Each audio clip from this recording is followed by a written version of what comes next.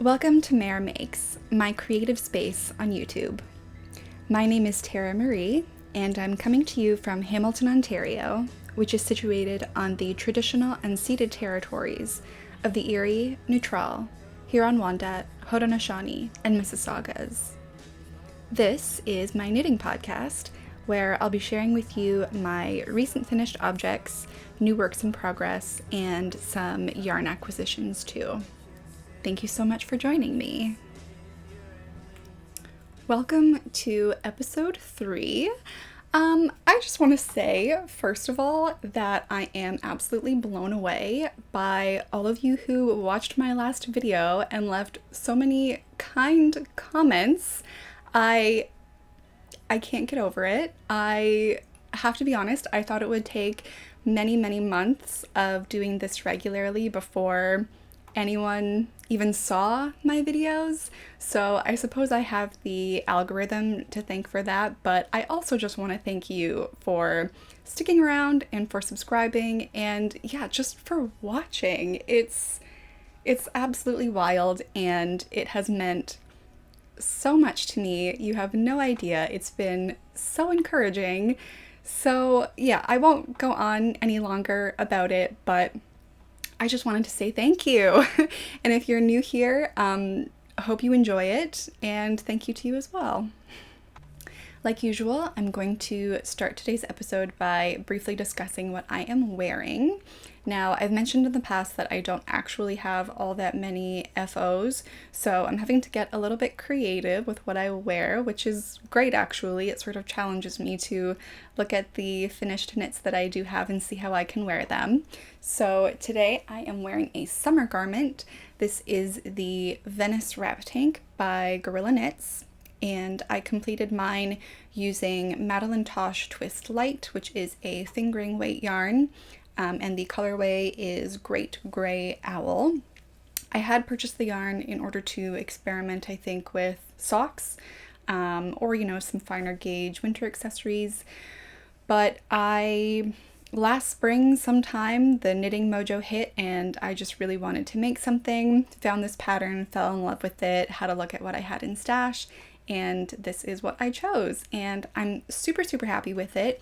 It is a very good pattern, but I had a lot of trouble with it. It is a seamed garment, and there are some issues with my flat knitting that I have only recently begun to understand. So I had a really hard time getting the pieces of this to fit, but I finally managed it in the end. But yeah, it's a super cute pattern. I'm really loving the knitted wrap tops lately. They're just so cute. And I kind of like that this is like a versatile knit. I don't think I ever would have thought of wearing this over this kind of top, but I really like it. It seems like a good fall piece. So I don't know what's come over me, but I have another finished object.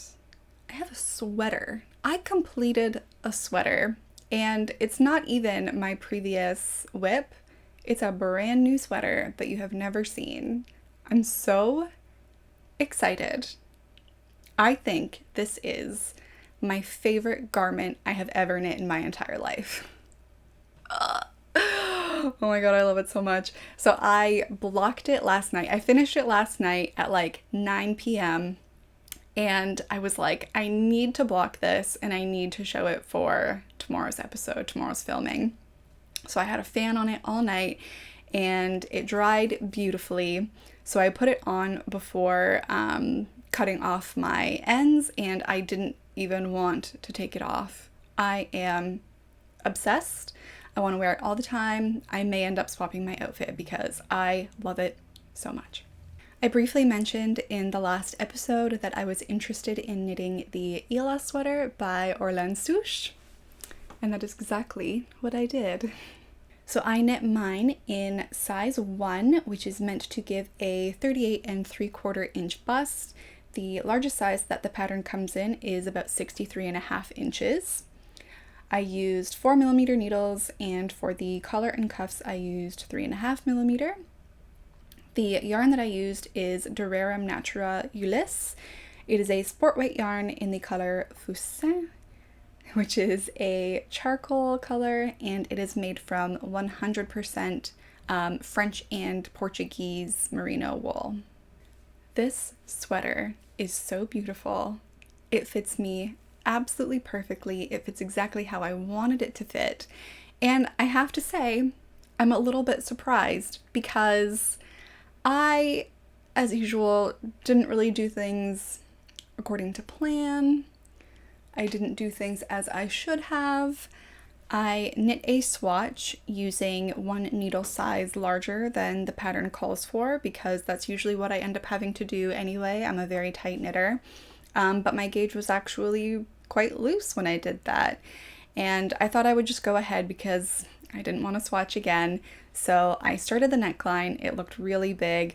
And then when I was doing the sort of lacy, cabley yoke, I was making a ton of mistakes. It's been a long time since I've had to even do a single yarn over, if I'm honest, and I just kept missing them, forgetting to do them, and I kept having to correct on the next round. So I got kind of fed up and I thought it looks too big anyway, so I will just go down to the recommended needle size. I'm not going to bother swatching. I'm just going to go for it. So I did, and it seemed to work out great. And actually, so what I did was I think I knit 2 balls of the yarn of the body. So I was able to, separate for the sleeves and then continue the body for a while. And then once those 2 balls of yarn were done, I went and knit one of the sleeves. And I often end up doing that for a couple reasons. One, because I like to sort of break up the body and the sleeve knitting so that I don't get too bored. So I knit I knit some of the body, I knit a whole sleeve, and then usually I complete the body and then knit the second sleeve, just to keep things interesting. Another thing that I will often do is I will knit the sleeves before completing the body because I feel like the sleeve length is more important to me than the body length. If the body is a little bit cropped, that's okay. I can just be selective in how I wear the garment. But if the sleeves are too short, it's just going to bother me all the time. So I, like I said, knit part of the body, knit a whole sleeve, and then just to make sure I was on track with how things would fit and how much yarn I had left over, I decided to block it. And it just looked amazing. And so from there, I took a gauge swatch from the body. So I wrote that down, and it was quite off. I can't remember exactly how, but it was off from the pattern. But I thought, it looks great. The width is good enough. I'll go ahead. So then I knit the entire rest of the sweater and had an idea of how wide I assumed the body would be based on that measurement I had taken after blocking. And now it's even bigger than that. I must have inadvertently stretched it when I was blocking. When I do block garments, I tend not to, squish and zhuzh, as Andrea Mowry says, the finished garment into the desired measurements. I just sort of soak the yarn, dry it out, lay it flat, and let it do what it wants to. The only time I think I would make sure to hit measurements is if I were to knit a seamed garment again, which I will do. I have a whip that needs to be seamed. I will do it, I promise. But for round garments, I don't really bother. And so in blocking this, the only thing that I tried to do with blocking was to make the sleeves a little bit longer. I figured because it is a semi-woolen spun yarn, there would be a bit more room to sort of tug it into place, and I think it worked perfectly. I love this yarn. I will definitely be using it again for another garment. I think it's just so interesting, and maybe this is just like the naivete of never having worked with a semi-woolen spun yarn before, but I just love that you can get a, like a woolly, almost rustic yarn, and you can get what I would think are the properties of a rustic yarn, at least some of them. You get this this beautiful yarn that sort of relaxes once it's blocked. It gets softer, it sort of fills in the little gaps between your stitches, and it also takes to spit splicing perfectly. I love a good spit splice. And I also feel like the air that is trapped within the strands allows for more flexibility in the blocking process, because like I said, I was able to get some more width, or length I should say, out of my sleeves. I also feel like because it is a sort of loosely spun 2-ply yarn, that it will hold better. I don't know if I'm imagining it, but it just feels as though, because the fibers are almost like fluffy or fuzzy, that they will, you know, sort of get stronger over time, if that makes any sense. I think what I really love about this sweater is the sort of subtle complexity, and I think that has to do with both the pattern and the yarn. So like I've mentioned, the yarn doesn't have, you know, the most incredible stitch definition, but the sort of lace and cables are very subtle when worn, and I really, really like that. And I will say, knitting the yoke, I did have problems pretty much the whole time, but it was just a lack of attention on my part. I was quite happy to be through with it. But that said, now that I have completed it, I am absolutely in love. I'm so thrilled. I think that it will look good with everything that I own. Another detail that I really love about the sweater is that there is a braided cable that runs down the side all the way through the bottom hem. And speaking of the hems, I think those are beautiful too. It is a twisted rib, but rather than it just being a plain, you know, single column, there are 4 alternating sections. And I have to say, for the bottom hem, it took me absolutely forever. Really, it only took about 4 hours of straight knitting to knit all of this, but it took me literally all day. I did keep getting distracted with a bunch of like background admin things for the channel, but oh, I just could not wait for it to be over. Definitely one of those sweaters where it was mostly a product knit for me. I did quite like working on the stockinette, but the other parts of it, I think, it just required too much of my attention, and I just don't have that level of attention right now. For this sweater, I used a long tail cast on, and the pattern actually calls for a tubular bind off, but I just decided to go with a standard bind off instead. And then to join my yarns whenever I had a new ball to use, I used the spit splicing technique. And like I said, it works so beautifully with this yarn.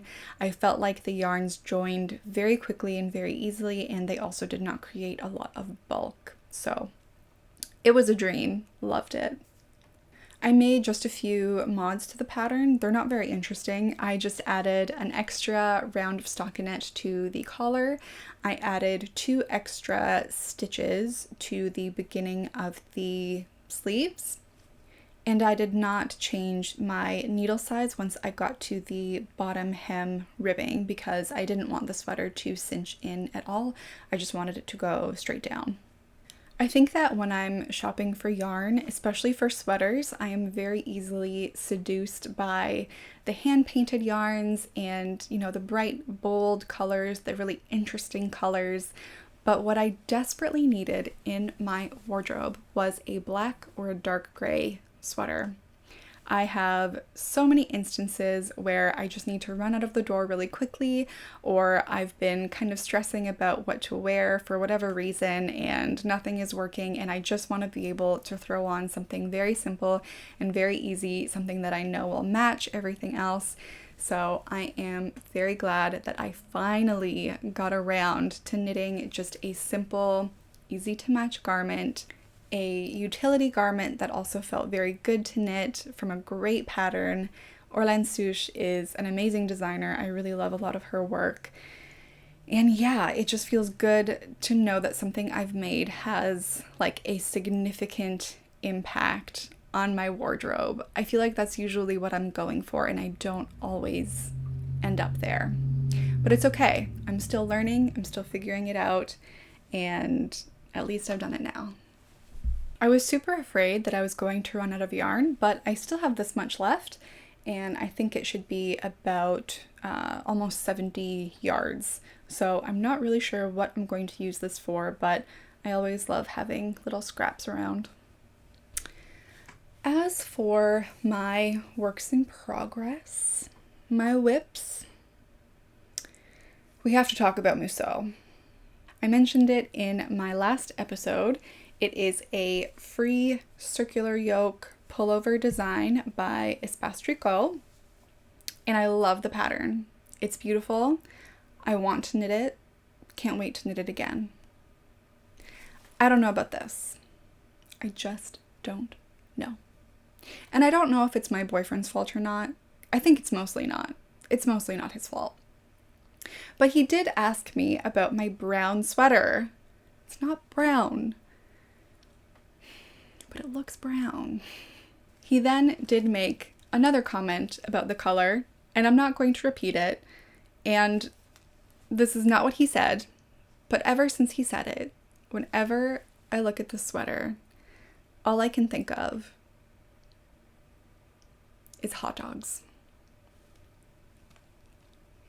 Since recording the last episode, I did get some more work on it. I finished a sleeve, love how it looks, but I'm having some trouble thinking about how to wear this, and I'm having some trouble with the color. So I'm not really sure whether or not I'm going to continue. I feel like I'm not going to.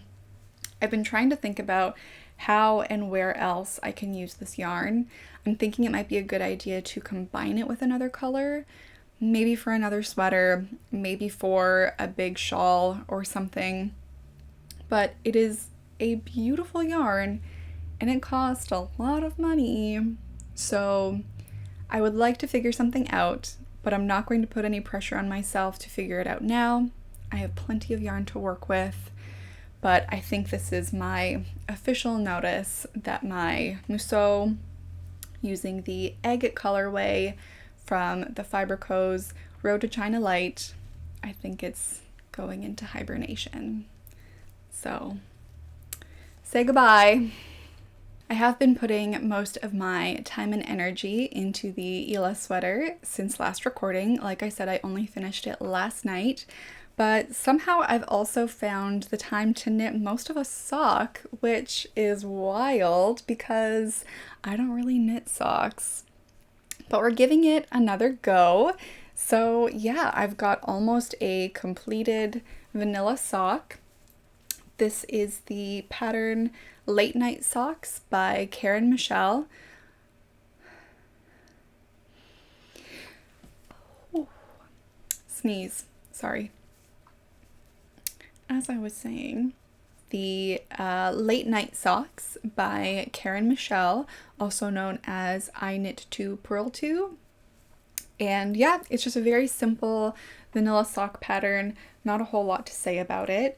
I am experiencing a strange and silly feeling while knitting these. And that feeling is that I feel like I'm cheating. It's absurd. So the reason I feel like I'm cheating is because, you know, I've got proper sock yarn. I'm using Patton's Croy socks. You know, 75% superwash wool, 25% nylon, proper fingering weight. This yarn is made for socks. But I feel like I'm cheating because I am using a 2.75 millimeter needle. It's ridiculous. I know.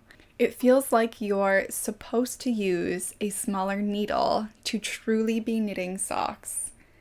But that's ridiculous because I'm a tight knitter and the socks are fitting, so silly feelings, very silly feelings. My stitches definitely do look bigger, I think, than other people's do when they are knitting socks, but like I said, the socks are fitting, So maybe that'll be different once they are washed, and maybe I will come to realize that I do in fact need to go to, say, a 2.5 millimeter. We'll see. But for now, I am actually very much enjoying the process.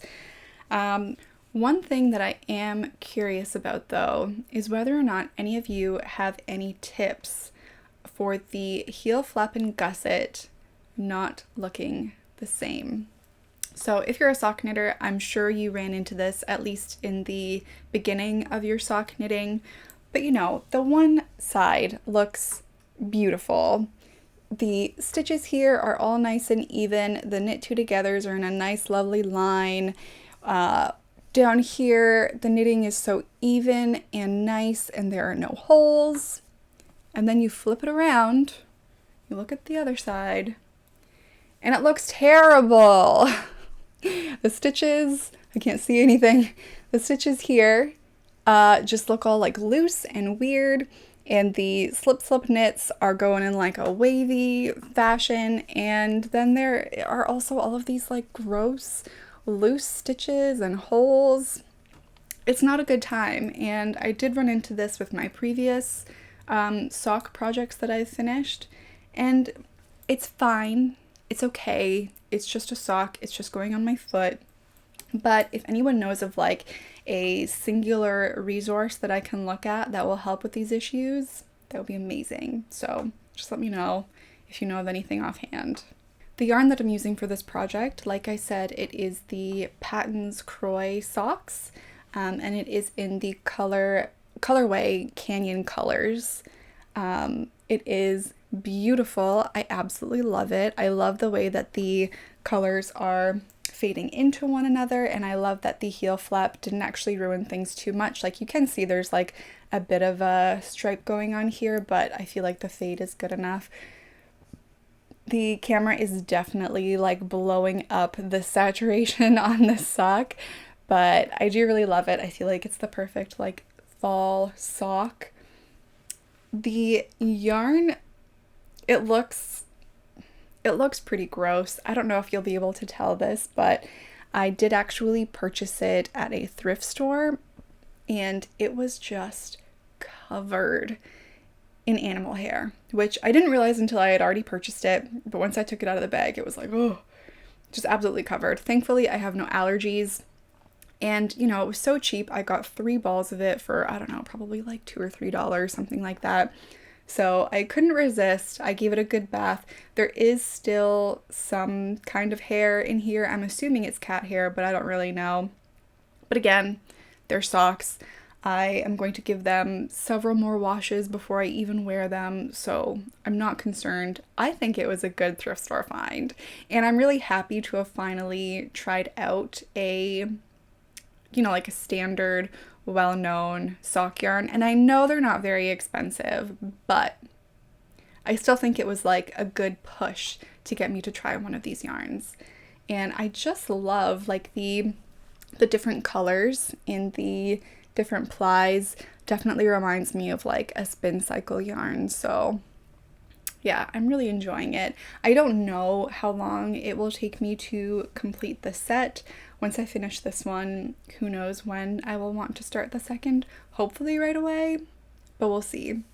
But I'm not worried about it. It's really just something for me to pick up and work on when I don't have anything else. And I'll be honest, I'm like kind of panicking right now, because what I usually like to do is while I'm knitting a sweater, once I get to like 75% of the way done, something like that, I will start another sweater. Or if I can't do that, I will at least swatch so that I don't have any room to lose my momentum. I just need to like keep going. I need to keep knitting. So if necessary, this will be my momentum project. I don't have a whole lot to go, so I will make sure that I at least swatch before I move on to this. That's all I have today for finished objects and whips. So I thought what I would do is show you some recent acquisitions that I have some very solid plans for. We have already had some very, very cold days here, so I have a pretty immediate need for some fingerless gloves. I need them a lot at work. The office is absolutely freezing. I only go in twice a week, but it's just so cold and it becomes very difficult to type, and typing is my entire job. So I have purchased some store-bought fingerless gloves, but I have itty-bitty child hands, and so they never fit me. And a problem that I often have in particular is with the thumb. So these are a pair, I think these are from like H&M or something, but the thumb is just huge and it's way too long and they're just very clumsy, and you know, it's acrylic yarn, they're not all that warm. So I thought I would finally knit myself some fingerless gloves.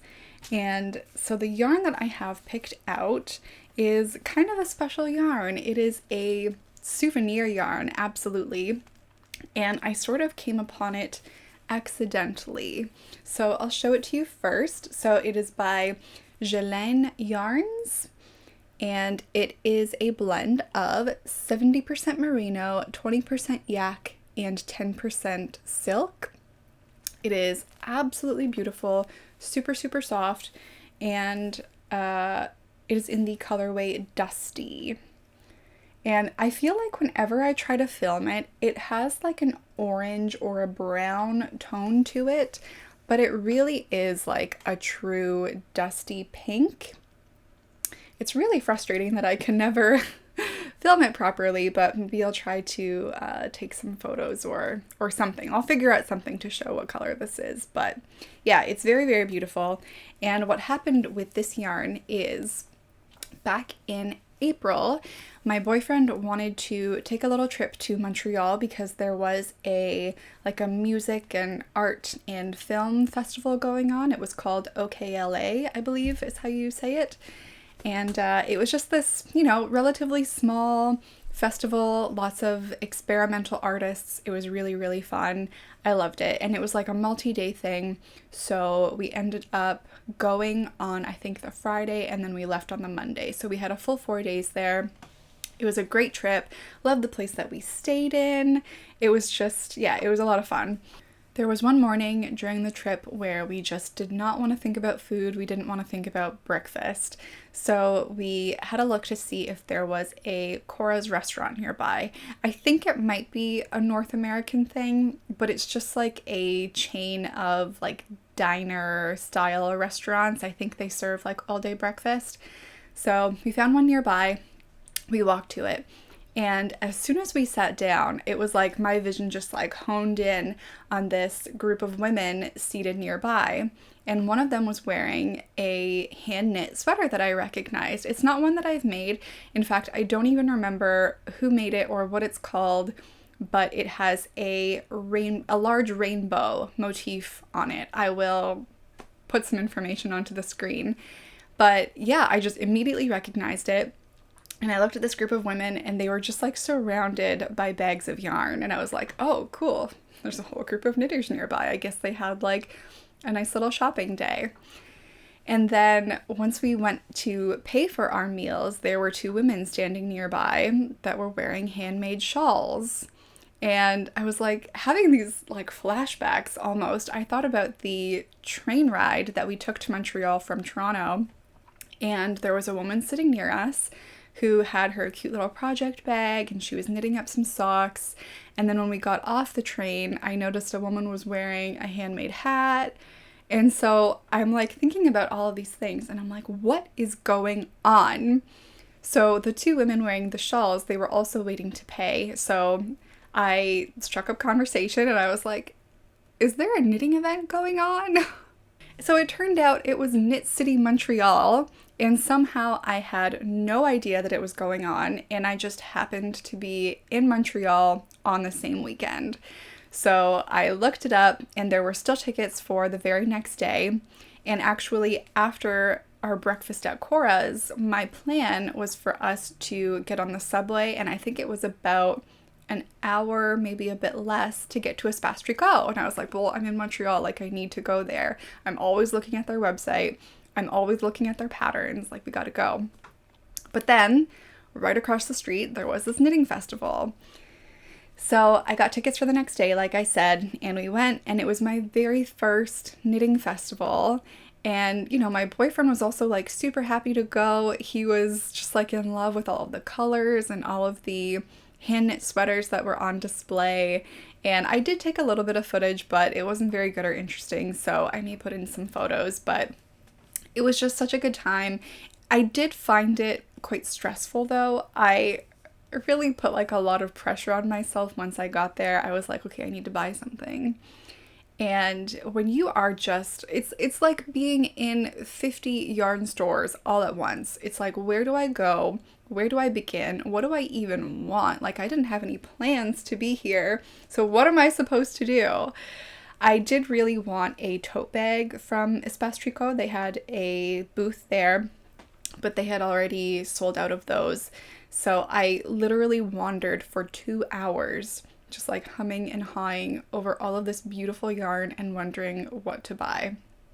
So in the end, I ended up going with this beautiful, beautiful yarn. No idea what I was going to do with it, but I have decided that it's time to make those fingerless gloves. It almost feels like a bit of a waste to use a merino, yak, and silk blend just on my hands to like do some typing. But who cares? It's a lovely yarn, and I don't know what else I would do with it. I was thinking maybe a hat with it, but I just think I'll get more wear out of some fingerless gloves. It is very soft and it is very warm, but I wanted more. My hands get so cold so quickly all the time. So the other day I went to my local yarn store, which is Hand Knit Yarn Studio in Hamilton, Ontario. And I found this absolutely perfect color of Isager silk mohair. They are just a match made in heaven, which I don't think you can see on the camera, so you'll just have to trust me on that. They go great. Not only do they look good together, but this one is called Dusty, and this one is called Rose. Meant to be, if you ask me. As for the pattern that I have picked out, I am going with a pattern called Lady's Mitten with Thumb. It is a pattern that was published in 1885, and Lorelei Design adapted the pattern for more modern knitting terms, I believe. It is a free pattern on Ravelry, and it is just a ribbed fingerless glove that is knit flat, seamed up at the side, and then there is some embroidery that is added. But what I'm going to do, because we know how much I hate seaming, I'm going to try to convert it to an in the round pattern, which I don't think will be difficult. It's just one line going up the side. The next yarn that I have to show you is this beautiful undyed alpaca heather by Manos del Uruguay. It is a 70% wool, 30% alpaca blend. And what I love about this yarn, it says Manos del Uruguay is a not-for-profit organization created in 1968 to bring economic and social opportunities to Uruguayan rural women. And it actually includes information about where this yarn was made and who by. I'm not able to read the writing, unfortunately, but I do think it's a really lovely little detail. This is the colorway Toast, and it's definitely more neutral than I would usually go for, but like I said with my Ilha sweater, we're trying to find pieces that can be worn with a lot of different things. We're going for some versatility here. And it's just so soft, like alpaca. I love alpaca. I love alpaca so much. It's so soft and nice. And I purchased just 3 skeins of this. They do come in 100 gram skeins. You get 328 yards per skein. So it is quite a lot of yarn, but I only purchased 3, and I feel like that's really cutting it for a sweater. So I have since purchased a 4th one. Now I bought that one from a yarn store in Georgia, the United States, because I needed to purchase some other things from them anyway. So I'm a little concerned that they won't match, but I will alternate skeins if I need to. I was considering holding this yarn with this Sandnes Garn Tin Silk Mohair in the color Acorn. I feel like it's a pretty close match, but I almost like don't want to take away from how beautiful this is. And I feel like the alpaca content already adds like a little bit of fluff to it. So I think I may just leave it as it is. For the pattern that I have chosen for this yarn, I'm not 100% set on it. I will need to do a gauge swatch first just to make sure I can get away with it. But I think I will end up knitting the terrazzo sweater by Petite Knit. Now, I don't know if it is just the contrarian in me, because I know she exists.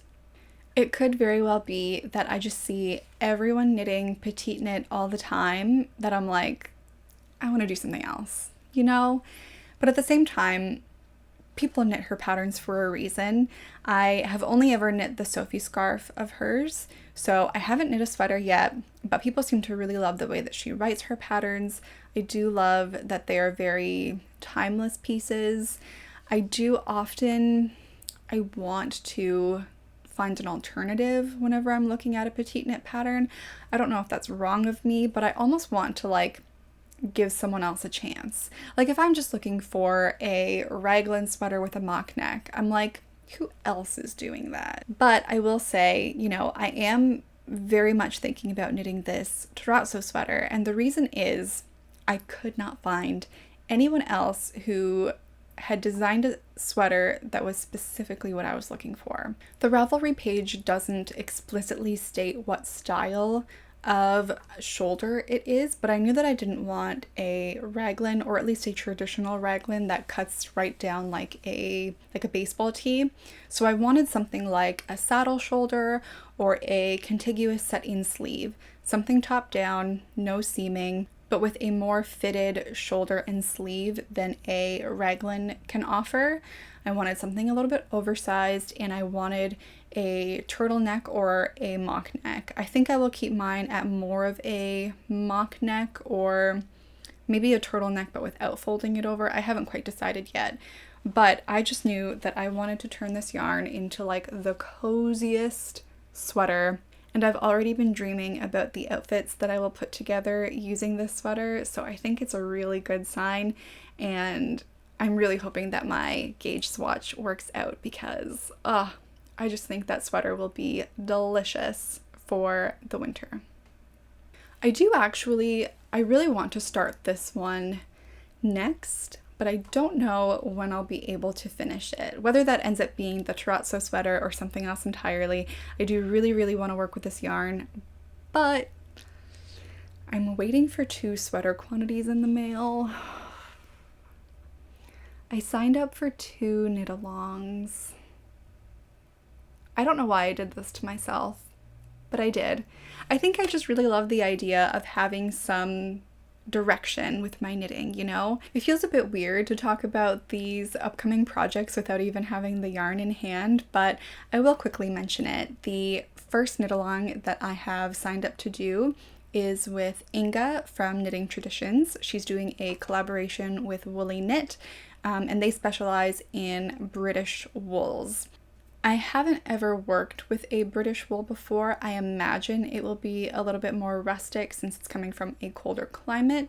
It just seemed like a really good opportunity to finally try out a British wool.